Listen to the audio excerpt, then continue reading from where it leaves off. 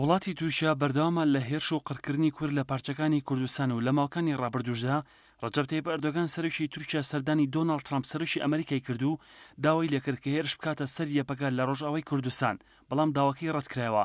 لەوبارەیەوە کەنت تیمەرمان نووسەر و ڕۆژنامەنووسی ئەمریکی ڕایگەیاندووە کاتێک ئەردۆگان هات بۆ واشنگتۆن هیوادار بوو کە ڕەزامەندی کۆشکی سپی وەربگرێت بۆ هێرشکردنە سەر یەکینەکانی پاراستنی گەل یەپەگا، بەڵام دۆناڵد ترامپ ڕازی نەبوو بە ئەردۆگانی ڕاگەیاندووە کە هاوکاری یەپەگە دەکات و ڕاوێژکاری سەربازی لە سووریا هەیە و بەردەوامیش دەبێت. ڕوونیشی کردوێتەوە بۆ ئەردۆگان کە ویلایەتە یەکگرتووەکان هێرشی تورکیا قبوڵ ناکات لەسەر یەپەگا چونکە هاوپەیمانی ئەمریکا لە سووریایە.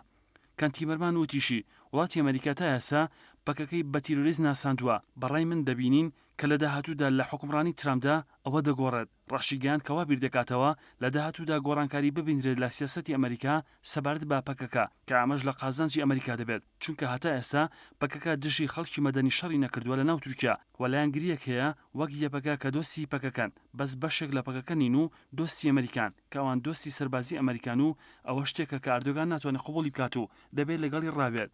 کەنتیمەرمان وتیشی سوپای ئەمریکا لە سووریا هەموو هاوکاریەکی یەپەکە دەکات، ئەمەش بەردەوام دەبێت و بەهێزتریش دەبێت بۆ بۆچوونی من.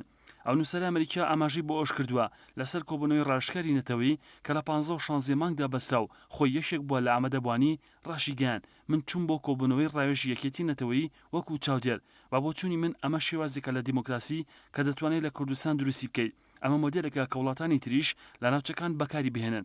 کەنتیمەرمان ئەوشی خستۆتە ڕوو کە دیالۆگێک هەیە لە نێوان کوردەکان لە پارتە جیاوازەکان لە هەر چوار پارچەی کوردستان. ئەمە شتێکە کە من حەزم لێیە لە بەغدا و ئێران و ناوچەکانی تریشدا بیبینم. کۆبوونەوەی ڕاوێژ زۆر پۆزتیڤە و نیشانی دەدات کە عەقڵێکی سیاسی لە نێو گەلی کورد و سیاسەتمەدارەکاندا هەیە.